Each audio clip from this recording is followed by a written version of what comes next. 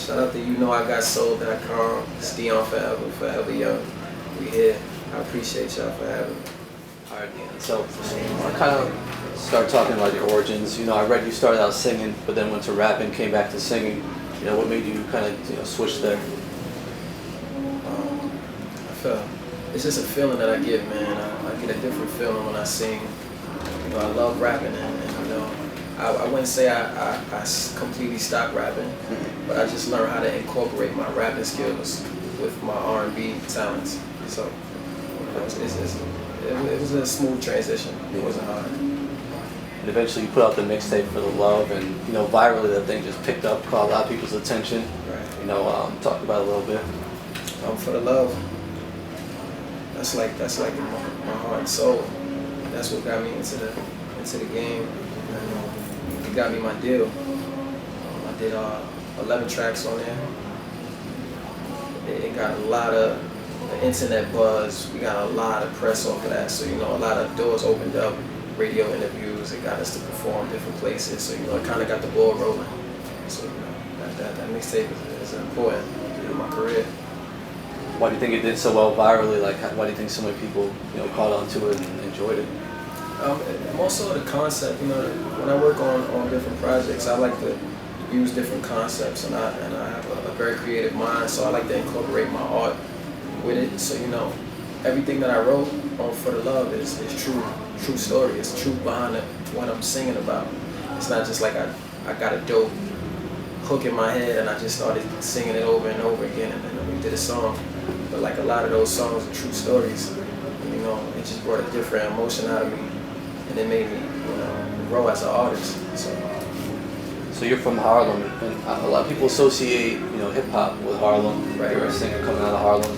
What kind of sound can people expect coming from you? I'm still gonna represent for the hip hop heads, because it's a certain type of sound that they like to hear. But I just want to bring back that true essence, the edginess mixed with the smoothness, and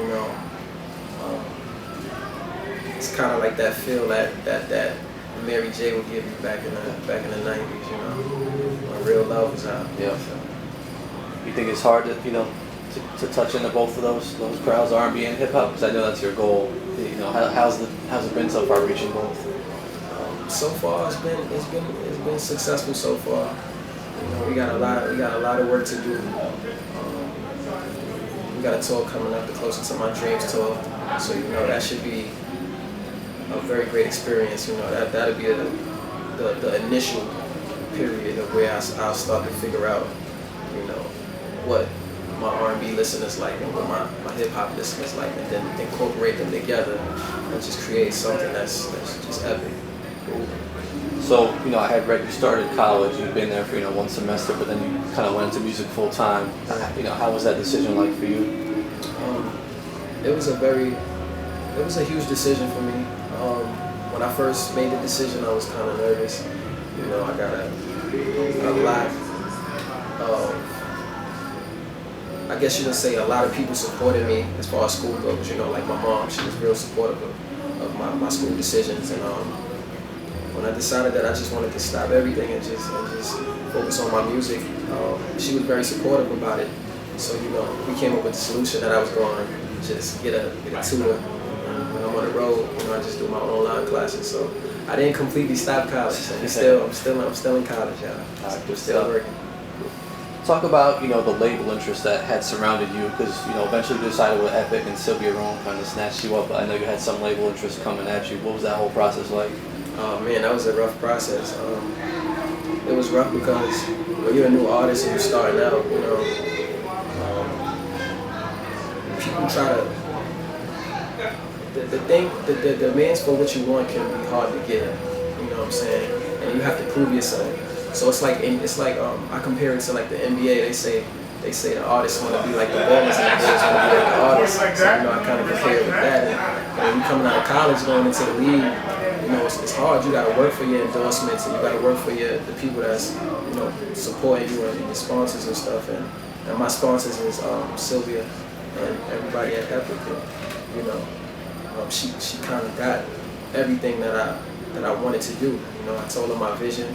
I told her where I wanted to take my music, and as soon as she heard my music, she understood exactly how I felt, about my music.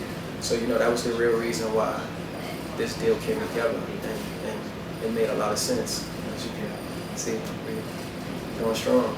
Cool. So talk about this upcoming project you're working on now. Well, my mixtape is dropping this month. It's called Forever Young. My first single for my album is dropping this month as well. It's called Party Life. We don't have a title for the album yet. We don't have a release date or anything, but we just working, and I have a ton of records recorded for it, so it's coming along great. Cool. I know one thing is that older fans of R&B always tend to look at the younger generation of R&B artists and kind of give them a bad name and kind of say the music they're making isn't really that good or whatever. How do you kind of respond to those fans of music? I just want to tell them that I've taken my time thus far with what I've been doing with my music, and it's come a long way, and I've studied all of the people that have paved the way for singers like myself, young singers like myself, to get into the game. So I respect the music that was made before my time came. And they say you kind of gotta to know where you're going, you gotta know where it came from. So I know where R&B came from, and I know exactly where I want to take it, and I don't think they'll be disappointed in my work. You know what I'm saying? This is a lot of people been saying that R&B is it's kind of quieted down, or it kind of died a little bit, but I guess you can call me like the savior. Yeah. It's gonna be a lot. I got a lot planned for the whole R&B game, so look forward to that, y'all. Cool. Just finally, something you mentioned earlier, the Closer to My Dreams tour.